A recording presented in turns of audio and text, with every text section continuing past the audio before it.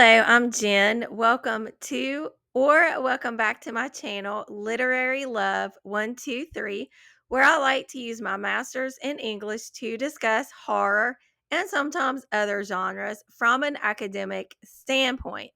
Today's video is the beginning of a vlog, and this vlog is a Frankenstein inspired reading vlog.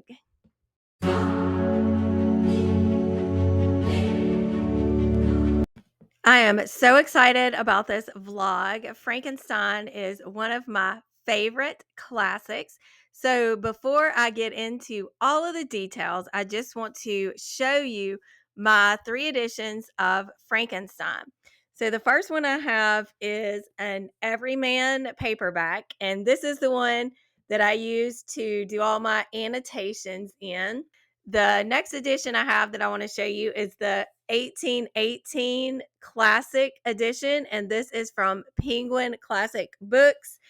And then this is just one I like to keep on my shelves. As you can see, though, I do have a few tabs in here, but this one is, I'm trying to see, this is a Penguin Classic also.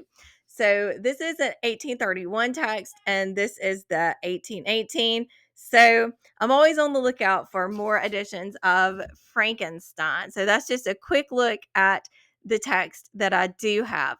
If you don't know, Frankenstein was written by Mary Shelley.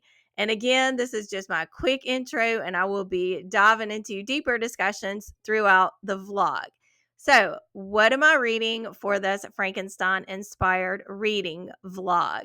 The first book that I want to talk about is A Botanical Daughter by Noah Medlock. Let me move it over here. That ring light is so bright. This is the synopsis for A Botanical Daughter. It is an unusual thing to live in a botanical garden, but Simon and Gregor are an unusual pair of gentlemen. Hidden away from the disapproving title of Victorian London, they are free to follow their own interest without interference.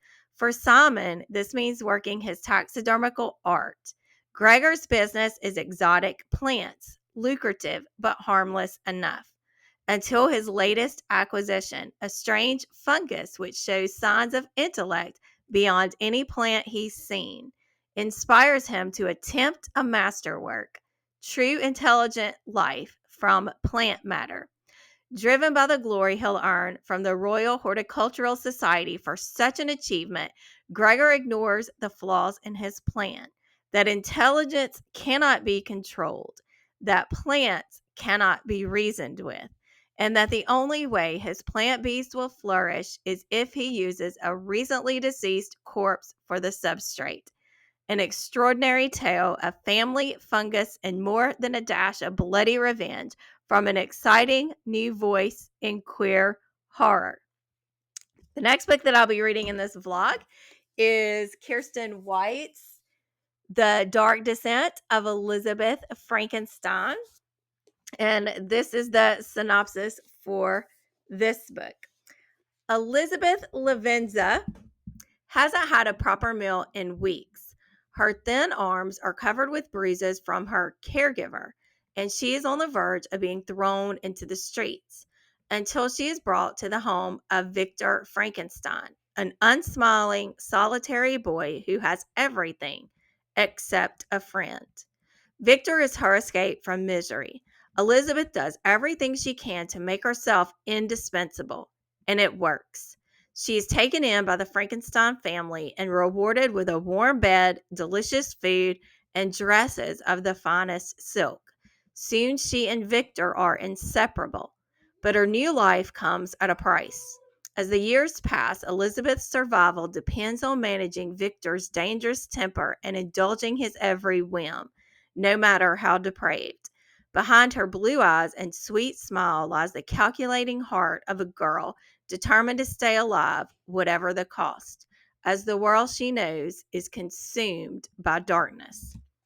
I'm really looking forward to reading a point of view from Elizabeth. The next book that I want to talk about, I have a Kindle edition for. And that book is The Modern Prometheus, an existential body horror novel by Jason Robert Ducharme.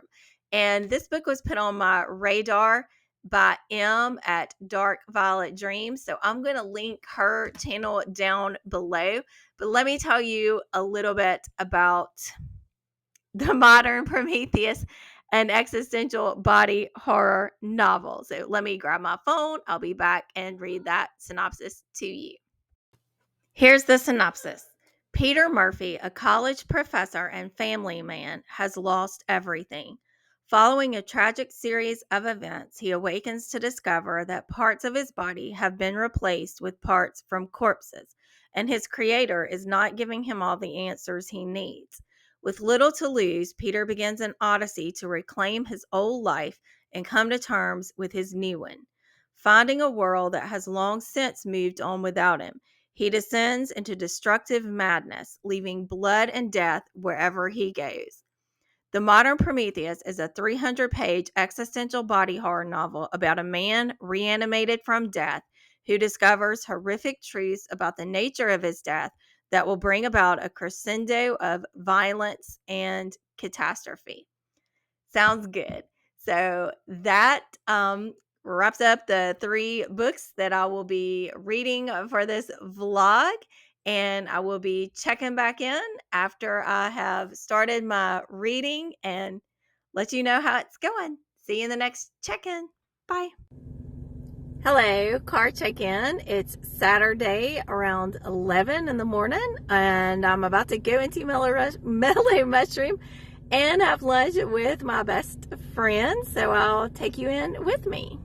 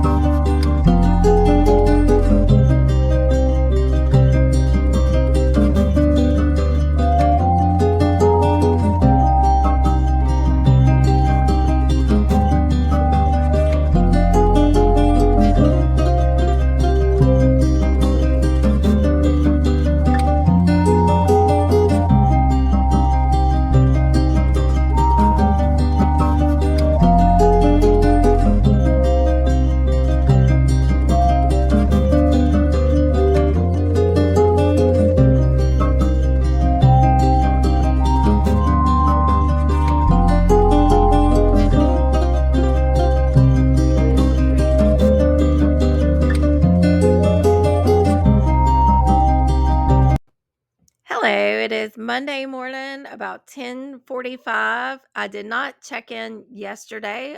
We had a busy Sunday. My daughter and her boyfriend and her boyfriend's parents came over, and we had a fish fry and hung out and had a really good time. So I've had a really active weekend.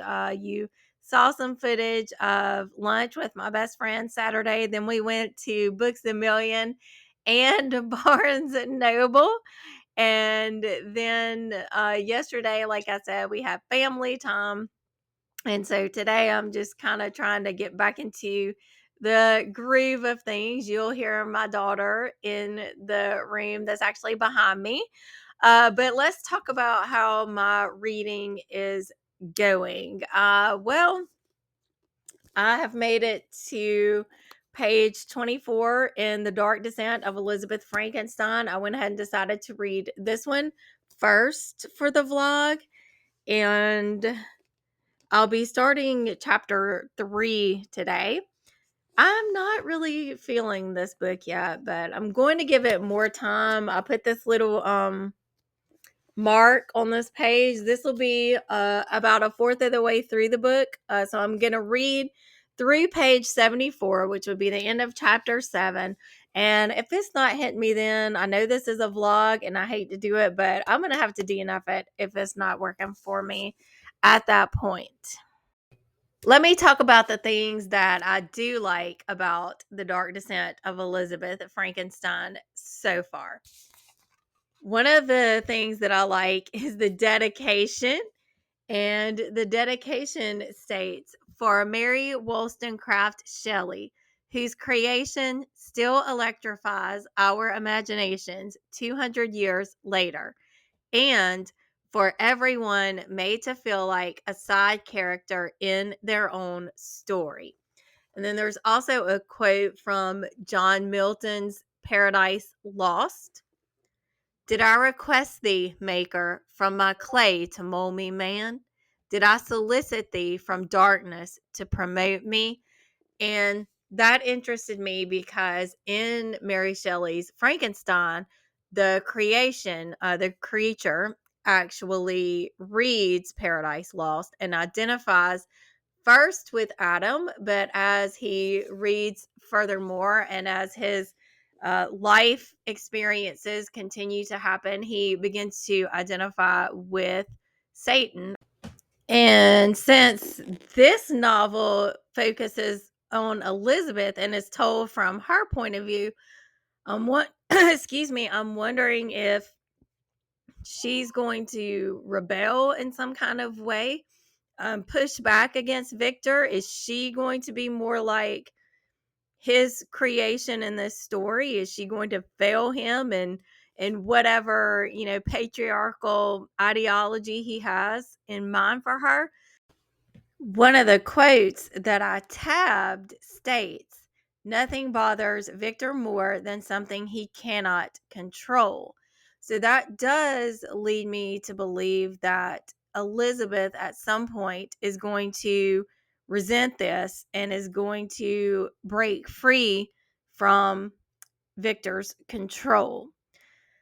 So we will find out as I get through page 74 into chapter 7 today. And I will let you know, of course, when I check back in if I have decided to continue with this book or DNF it. And I will see you in the next check in. Bye.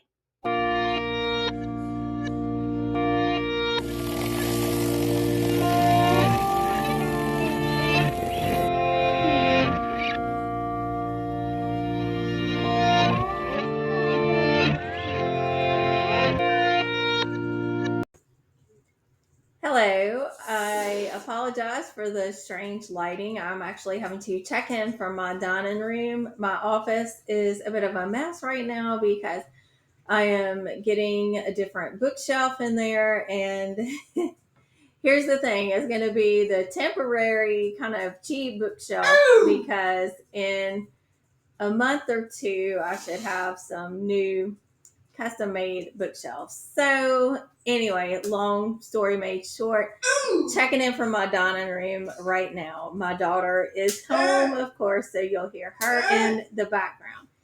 And it is Saturday morning or afternoon or sometime. I don't even know what time it is. Maybe 10, maybe 11. I don't know what is time. Anyway, I haven't checked in since Monday. So, yeah, it's been a while. I've had a difficult week as far as my mental health goes, so I haven't really felt like checking in. But I'm feeling a little bit better today. So hopefully things are on the upswing there. Sorry about that. My cat just jumped on the table, so the camera is shaky. And if I waited until the perfect time to check in, I would never check in with the way life is going right now. So it is a bit chaotic, but welcome to my life. Anyway, so let me move on to talk about the dark descent of Elizabeth Frankenstein. I finished the book, and the previous check in, I had only gotten a little bit of the way through and mentioned that I was considering DNFing it, and I am so glad that I did not. I ended up being so surprised by how much I enjoyed this book. I gave it a 4.5 in the previous check-in. Some of the thoughts I had, they were accurate. And one of the things that I really appreciated about this story is not only that it was from Elizabeth's perspective, but that you did not get this kind of flat character in Elizabeth. She had she had her good points and she had her negative points. she was complicit in a lot of the things that Victor does. And I really appreciated that. I felt like she was very nuanced and that there was a lot of depth to her character. I also appreciated the agency that she had within limited means. So, one of the things that this book discusses is the very real life situation that women of this time period faced. Okay, in all honesty, this is probably like the seventh or eighth time I've tried to film this clip. I'm having a very difficult time trying to talk about the dark descent of Elizabeth Frankenstein in a coherent way. So, let me just first of all talk about when the attitude I felt towards the book kind of shifted when I became more invested in the book. And one of those things was right after I checked in, because I believe I had made it to page 24 or something like that the last time I checked in. But sorry, that's my daughter again, life, right? But a couple of pages later, this was written. And this is again from Elizabeth's point of view. I was perfectly aware of, sorry about that. I was perfectly aware of my beauty. I considered it a skill alongside speaking French, English, Italian, and German. It was a language of its own, in a way, one that translated well in different circumstances. So I initially felt at that point like, oh, she's using her beauty as some kind of tool. But then I really had to back up and think about how, especially for this time period, well, I say that, but I mean it's still the same today. A lot of times the beauty, a woman's beauty is what gives her kind of agency in some ways, gives her a kind of way to navigate in a patriarchal society. So within limited means already, Elizabeth has to use all of the tools at her disposal. And that is definitely one of the things that Kirsten White explores in this book, because Elizabeth was brought into the Frankenstein family as an orphan. She'd been in an abusive situation, and once she gets into the family, yeah, she has this, wealth just as a byproduct of being in the home. But if she is not what they want her to be, if she is not what Victor wants her to be, then she's going to be cast right back out on the street. So she has to use whatever she can that she has at her disposal. And that really started me into appreciating a lot more of what Kirsten White is doing in this novel. So, a couple of other things that I tabbed. She talks about being the one to quote, gentle Victor. So he is doing some horrible things even as a child. And I appreciated that backstory into Victor Frankenstein, because if you've read the original Frankenstein and you see Victor as the villain, then I think you will definitely get a lot out of reading this depiction of Victor. Now, when he does some of the things that he does as a child, which I won't get into because they could be spoiler, Elizabeth knows that these are terrible things, but she feels that in order to be secure and not thrown back out on the streets as a destitute, person again, she has to kind of go along with what Victor does. And yes, she is enabling him, but at the same time, she has to look out for herself. There's also a section in the book where she's talking about Henry. If you know the original Frankenstein, Henry is Victor's good friend. He's a friend to both Elizabeth and Victor in this, the dark descent of Elizabeth Frankenstein. But Elizabeth kind of has Henry as like a backup plan if something happens where Victor doesn't marry her. And at first, you may feel like that's kind of, terrible to have this backup plan. But again, like I mentioned, if, she is this woman in this society, especially, and she does not have a man to depend on, then she's going to end up with nothing. So she's also desperate to hold on to, some kind of power because her power is so limited. Another aspect that this book explores too, and I want to be careful not to give away any spoilers about different characters, but it also has a section about women's being institutionalized at this time for being disobedient to their husbands or for trying to leave their husbands if they're in abusive marriages. Hysteria is mentioned. So you've got that kind of exploration and that very real fear that women had of what would happen to them if they were to try to stand up to their husbands. So Elizabeth is really controlled by the men in her life in a lot of different ways.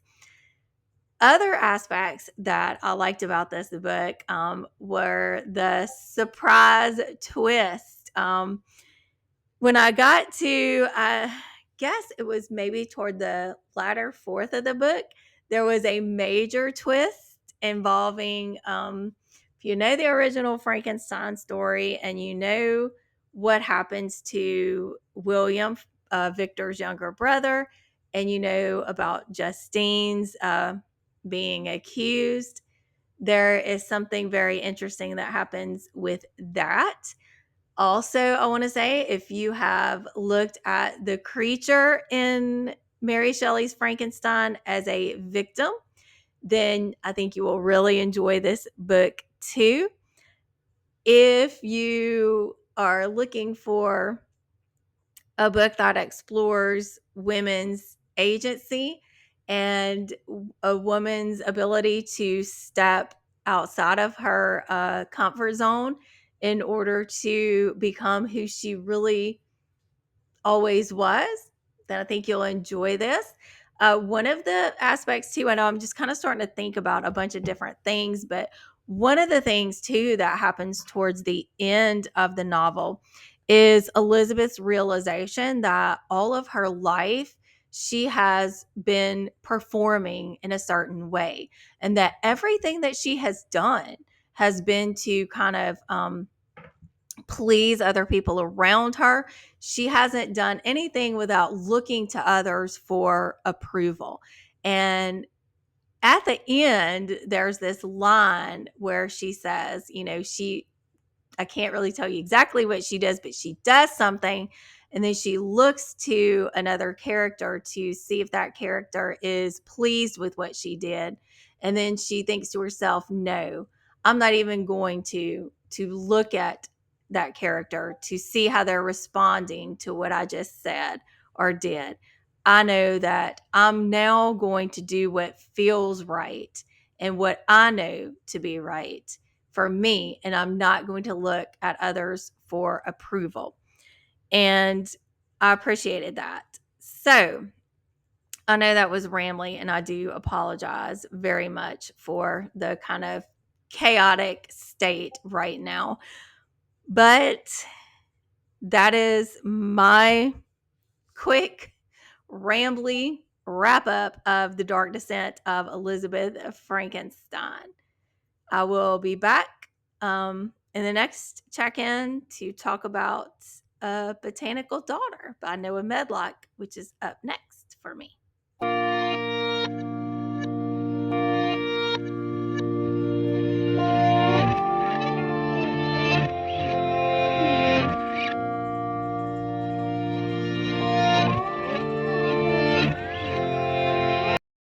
Hey, I'm back again. Same day, same spot, a little bit later from the last check in. So, how's that for a long gap between check ins and then two pretty much back to back? But I want to go ahead and talk about A Botanical Daughter. So, I mentioned the synopsis of this book previously in the vlog. Just to refresh your memory quickly, we have Gregor, who is a cultivator and a botanist for exotic plants. And we have Simon, his partner, who works in taxidermy. And let me just tell you a few of the things that I have noticed or tabbed so far. So they live in this botanical garden, which is really cool. And we find out that there was a house on this estate, but the house burned down. And so Gregor decided just to, move into his family's, greenhouse or botanical garden. And that is where he and Simon live. Now, Simon does all of his taxidermy work down in the basement. So you've got these really cool interests that both of the characters have, kind of seemingly opposite to each other. One in the light, working with plants, right? And one down in the dark, working with dead things. And along those lines, it's also kind of funny that the name of their home is Grim Fern. So, yeah, it's kind of right on the nose, but I also thought that was fun too because you've got the combination of the grim, this idea of working with dead animals, and fern, working with plants. And what we know is going to be the intersection of those two ideas, or the two hobbies or careers that our main characters have. So one of the interesting things that has already happened is Gregor, who again is the botanist, he kind of comes up with his own criteria for consciousness, because he's got this mycelium that is seemingly developing some kind of consciousness, because he is finding that this mycelium, and I hope I'm saying that right, is kind of keeping an orchid alive. And this mycelium kind of adjusts light and dark, and making sure that the orchid has the proper amount of water. So Gregor is really interested in this and kind of wondering what he may be able to do with it. So again, he comes up with 3 criteria for consciousness.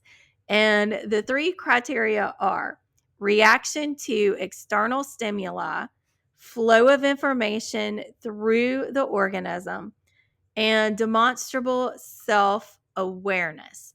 So, of course, this is again a Frankenstein inspired novel. So, that made me start thinking about, in Frankenstein, what constitutes consciousness for Victor's creature? And is this creature human or is it not? And a lot of the questions kind of pertaining to this idea of a soul. So Gregor is having this conversation with Simon, and he asks him, he says, Simon, what do you understand to be the nature of a soul? And Simon says, that part of us which cannot be destroyed. And they continue on having this conversation, and more questions asked. What of creating this indestructible element, the soul, is such a feat accessible to mankind? And Simon's response is, humans do it all the time. We reproduce. We create more consciousness, more minds, more souls, and these in turn create more and more. So I wanted to go back to The Dark Descent of Elizabeth Frankenstein when I read that part about the soul in a botanical daughter. I remember that soul, the concept of a soul was also mentioned in The Dark Descent of Elizabeth Frankenstein. And this section is about, this could be potential spoilers, so I'm going to skip that part about exactly which character it is. But Elizabeth is wondering, if you bring someone back from the dead, so to speak, she has questions. What would come back? I wondered. Surely this person's soul had long since fled this mortal plane, free of the cruelty that had separated it from body, off to join her beloved William to care for in death as she had in life. Would this resurrected character be a shadow with her mind and heart, but without anything good or lovely to animate them? Perhaps that was why the monster had had no qualms about murdering a child.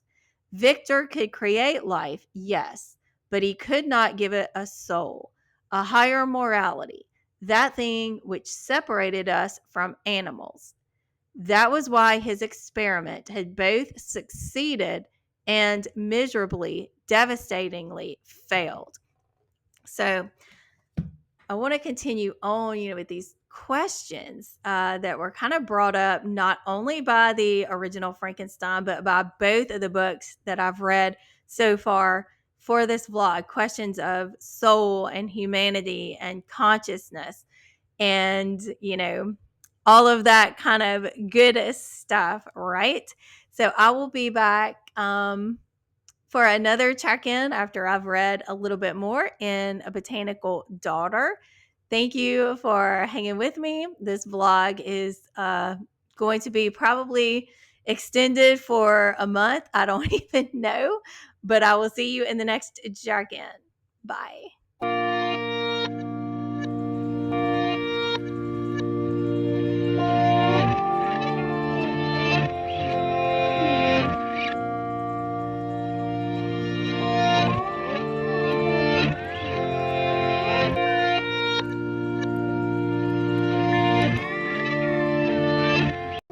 Hey, it's Sunday morning, June 16th, around 10:45, and I am checking back in my office. The last check-in was just way too chaotic in my dining room. I do apologize for the disaster behind me, but this bookshelf is one that I've had for a while. It's not even actually a bookshelf. It's just got like this kind of canvas type slots that you put over this like tubing that you hook together. So yeah, it's just gonna look a little terrible back there until I get my custom made bookshelves, which I'm excited about, but that's gonna be a couple of months. But anyway, just ignore that back there, please. So in the footage that I just shared, you saw that I was working on this Enchanted Garden sticker by number. I felt like this would match well with A Botanical Daughter. And I found out about these sticker by numbers from my friend Jackie from the Jersey Ghouls podcast. So I'm going to link the sticker book in the description box below. And I'm also going to link the Jersey Ghouls podcast because if you're not listening to them, you're really missing out. But let's move on now to the book, A Botanical Daughter. So, one of the things that I really didn't do in my last check in, because again, chaotic brain, chaotic office, chaotic life right now. But I have tabs and I have them for a certain reason. So I'm trying to be very casual about the tabs that I'm using because I'm still struggling a lot with academic burnout where I feel like even if I'm reading something for fun, I've got to dissect every part of it. I've got to make it perfect, and I'm struggling a lot with that. So my tabbing is very casual. I use the red tabs for stuff that I felt like, hey, I can kind of identify with that. The green tabs are things that really particularly reminded me of Mary Shelley's Frankenstein. The purple tab, I tab specifically for conversations about the soul and humanity. And the blue tabs are for things that I found interesting, whether they be funny, whether they be something that I'm kind of questioning, or if I get some kind of idea about where the story may be going. But one of the aspects I want to talk about is this idea of found family. So Simon and Gregor are isolated away from Victorian London, kind of to be protective of their relationship because in Victorian times, it was not okay. It was even against the law for two men to be involved in a romantic relationship. So they're kind of on the outskirts, like as far as that goes. And Jenny is this young girl who has recently lost her best friend, Constance. Constance has died, and Jenny really kind of needs a job. So her father talks to Simon, who is the taxidermist, about letting Jenny come and be their housekeeper. Um, and Gregor is initially very resistant to that idea. He doesn't really want someone invading their space, not only because he wants to kind of keep his botanical garden a little bit secretive, but also, I'm sure, because he's got underlying fears about the nature of his relationship to Simon being discovered. But Jenny's best friend, and there potentially was more than just a friendship relationship between the two of them. I'm not sure about that yet, but it seems like it could be. But her best friend, Constance, was believed to have taken her own life. But Jenny doesn't believe that's true. But because that is what others believe, Constance was not allowed to be buried in the cemetery next to the church because of religious beliefs about people who take their own lives. So instead, she's buried beneath this tree. And as she's been with Simon and Gregor a few days, Gregor approaches Jenny to kind of apologize for his initial reaction, to be hesitant to, her coming to be their housekeeper. So I want to just kind of read this conversation between the two of them. After you left yesterday, Mr. Revol, which is Simon, and I don't know if I'm saying his last name right, mentioned your circumstances to me. I was sorry to hear of your loss. Please, I know. When Mr. Revol explained it to me, I was deeply moved, and this led me to surmise that I may have overreacted to your new position, and for that, I apologize. That isn't necessary. Jennifer turned away to the bulging cabinets of crockery, trying to close the cupboard doors along with the conversation. Sometimes the last thing a grieving person can tolerate is kindness. Yeah, sorry, I hit the mic. I felt that. When you're dealing with uh, loss and grief, sometimes you kind of don't want to be approached to talk about it. But Gregor continues this conversation, and he asks Jenny what happened to Constance. And here goes another part that I'm like, understand that. Jenny scrubbed at the glasses. The hot, stringent water felt good against her skin. Welcome surface pain to distract from that deeper ache. I'm afraid I'll speak out of turn, sir. I'm to know my place, my father says. Gregor leaned against the tiled workshop, fixing her with that intense, unflinching gaze of his. He spoke softly, but with great firmness.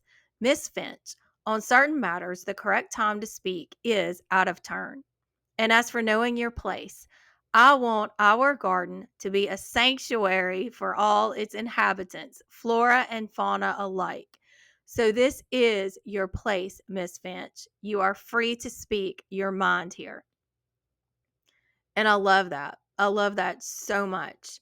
Um, and Jenny then goes on to explain to Gregor that she doesn't believe that Connie actually took her own life, that she thinks something else happened to Connie. And and Simon gives her, Gregor rather, gives her that space to talk. So I just loved that. I love that passage so much. I love that idea of connection. I love that idea of a safe place. Um, so I have gotten to the part, this is not really spoiler, right? If you've read the synopsis, you'll know that Gregor gets it in his mind to have a human substrate for his fungus, right? And you can probably imagine that that is going to be Connie. So you have this part where Simon and Gregor go and dig up Connie. And now Connie is serving as the substrate for Gregor's experiments. And I don't know where it's going to go from there. But I'm really enjoying it. One thing I do want to say too is there is a lot of scientific botanical terminology. So that can be a little bit of a slow go when I'm reading those parts. And one of the things I want to mention too, which I did in the last check in, I have no idea how long this vlog is going to be in the process of going on and on, but I'm not going to rush through this. There's a lot to dissect here, and I'm interested in getting to all of it. So I will cut off this check-in for now, and I will be back next time I have some more things to talk about.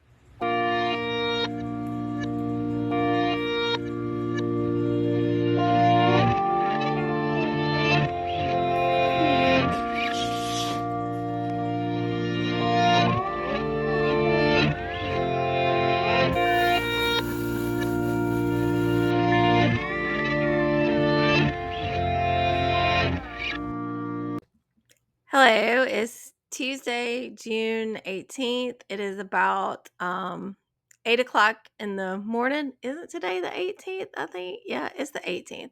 I am drinking my second cup of coffee,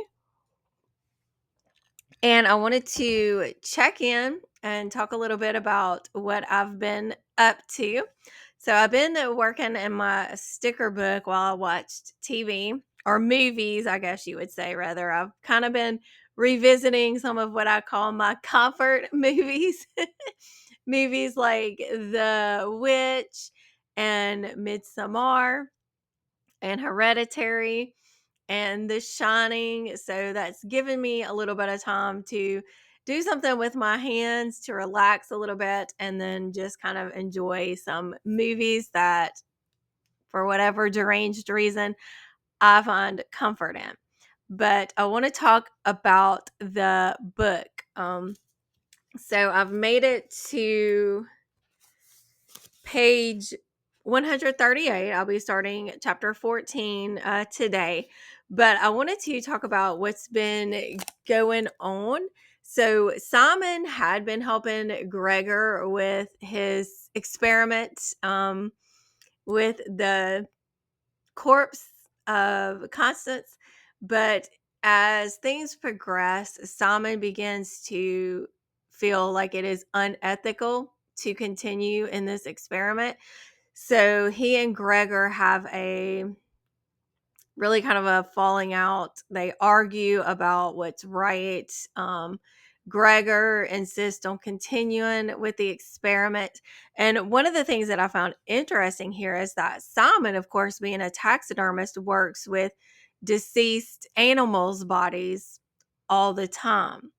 And now he's taken kind of a different stand on working with dead bodies. Of course, it's a lot different taxidermy versus taking, a corpse of a human out of the ground and experimenting on it with your mycelium and, that kind of thing. So it is different, but at the same time, you know, I'm intrigued by this idea of the juxtaposition between Gregor working with, living things like plants and Simon's typical work being, of course, working with the dead as his job as a taxidermist. So now you've kind of got this switching of their personalities. And one of the things that I've been exploring too was this idea of duality, right? Because I mentioned earlier that the name of their botanical garden / house is Grim Fern. So you've got the idea of death and life together. And so now we're kind of seeing a little bit of a perspective shift there. And I found that very interesting to explore. One of the things that's also interesting is that Jenny kind of snuck down in the basement at one point to see what they were doing down there. And this was before Constance had really started to form into what she has become now. And it was kind of like the slime, but Jenny felt some sort of affection or some sort of compulsion to wanting to touch that slime and to interact with it. So I find that very interesting too in terms of the soul and humanity, because there's enough left of who Constance was in life that Jenny is drawn to it, even though she has no idea why, and she doesn't know what this slimy stuff actually is. And that is something I'm really interested in reading more about and finding out what what's going to come of this. A couple of other things that I wanted to mention too. Gregor couldn't shake the fear that Constance had reemerged from the root-bound soil, asserting ownership of her body, which was preposterous, of course, but Gregor still felt it.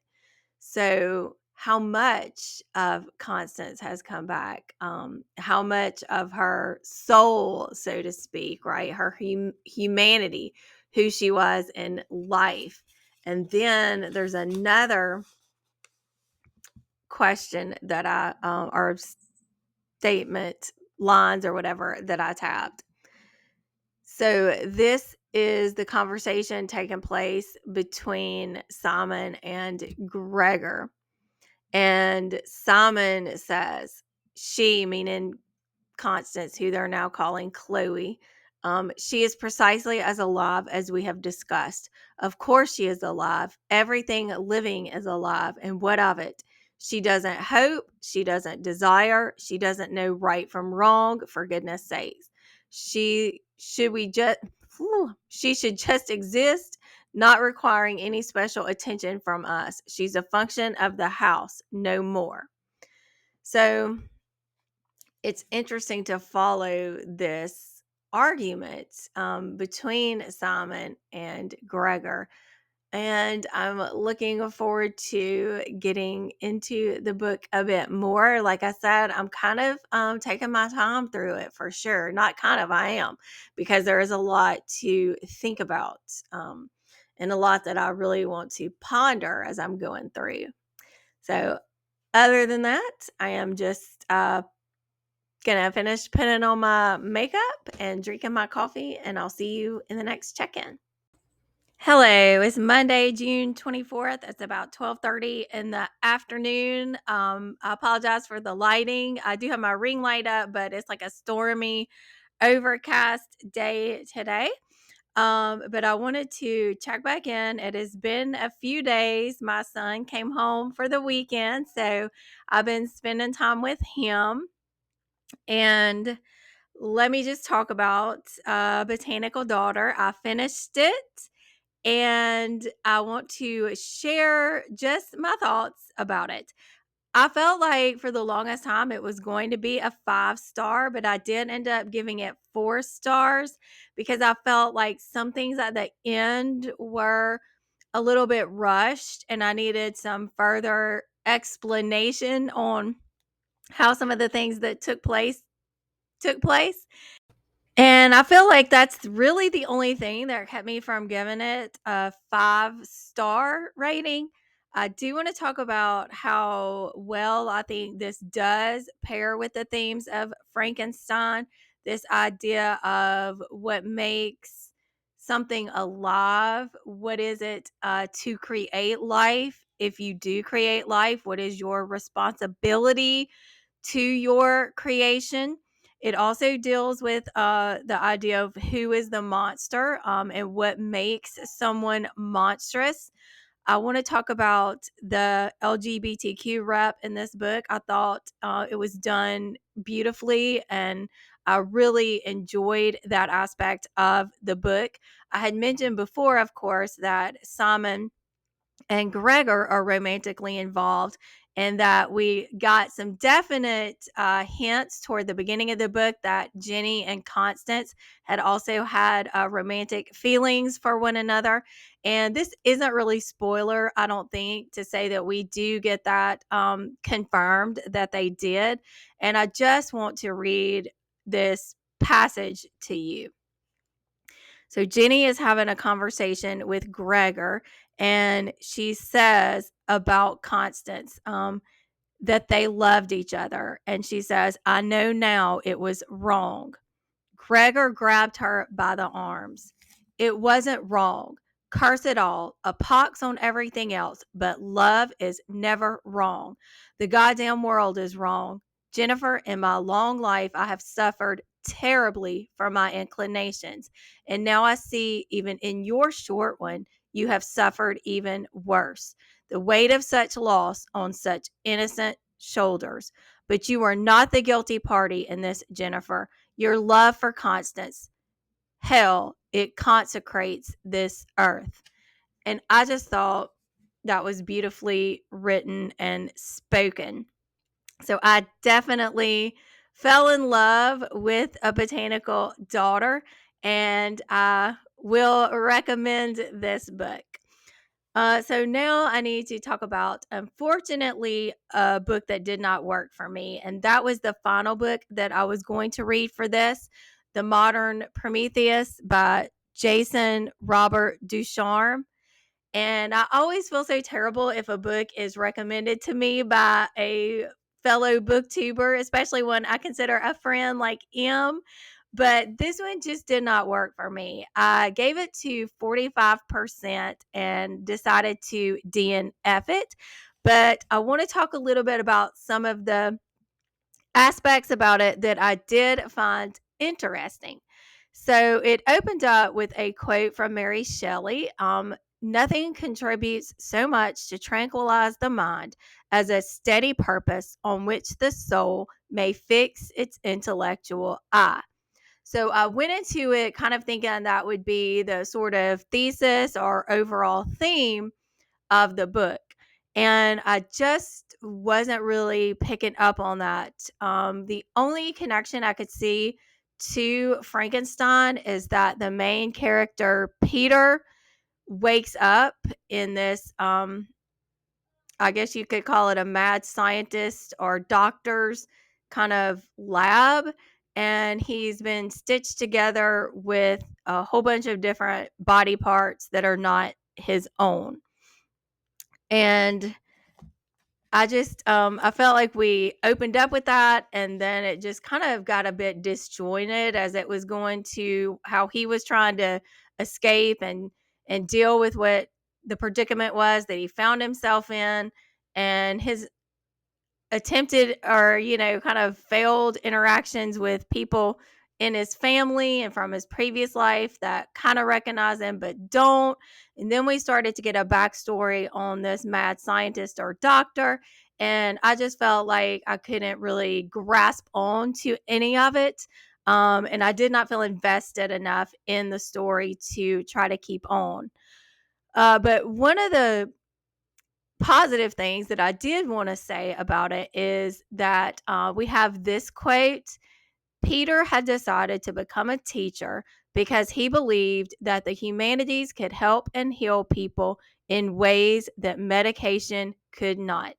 And I appreciated that because of the way that reading so many different books can speak to our experiences and can be healing and can be cathartic for us. So I really did like that idea about the way that literature can help to heal us in ways that sometimes medication can't, and sometimes you know that's very beneficial to us. There actually is something that I found out about toward the end of my grad school from my advisor.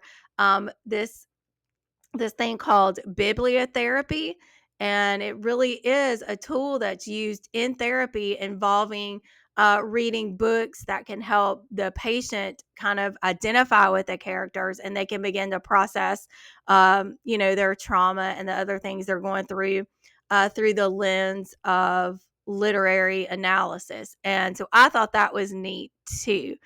So I wanted to close the vlog on something positive about the book that I DNF'd, and also share with you two other Frankenstein-inspired novels that I really enjoyed.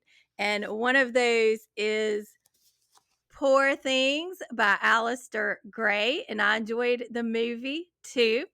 And the other is Our Hideous Progeny by C.E. McGill. This was in my top 10 favorites of 2023. So please let me know down in the comments below what Frankenstein-inspired books or movie or other types of media that you've enjoyed.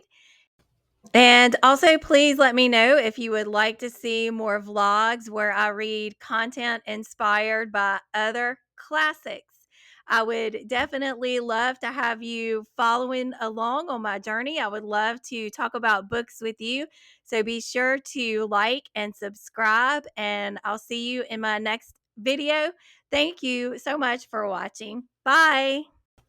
But wait, one more thing. I found a cocktail inspired by a botanical daughter on Bar Cart Bookshelf's channel. So I'm going to link that video down below so you can make a Grim Fern, which is the cocktail inspired by a botanical daughter.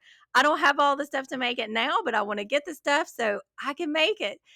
So for real, bye now. Like and subscribe. See you next time.